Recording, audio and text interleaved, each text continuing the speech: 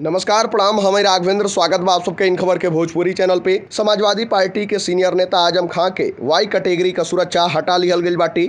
Uttar Pradesh police सुरक्षा विभाग की तरफ से जारी पत्र में कहल गईल कि आजम खां खातिर वाई श्रेणी का सुरक्षा बनौले खातिर कोनो भी औचित्य नइखे पावल गईल। वीवीआई के सुरक्षा दिहले जाइले के संबंध में पिछले साल एगो बैठक भइल रहे। ई बैठक 8 नवंबर 2022 के भइल रहे।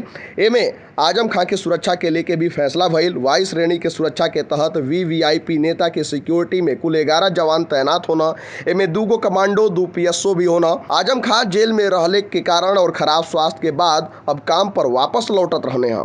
वहीं 2024 के चुनाव के लेके कार्यकर्ता से मुलाकात कर रहल बाने। सपा नेता आजम खां अपना बेटा अब्दुल्ला आजम के साथ मंगलवार के समाजवादी पार्टी के अध्यक्ष अखिलेश यादव के साथ आम के दावत खातिर मलिहाबाद भी गईल रहने। मलिहाबाद रवाना होखले से पहले आजम द्वारा लखनऊ पार्टी कार्यालय में अखिलेश के साथ 2 घंटा से अधिक का समय बितावल गईल।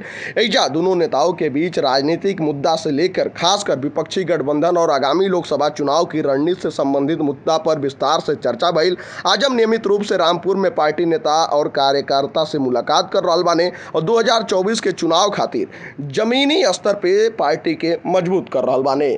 लेकिन यही बीच आजम खां के बड़ा झटका लग रहल बाटे। अब ए पर आप सबका क्या राय बाटे, आप सब अपन राय कमेंट बॉक्स में जरूर बताइए।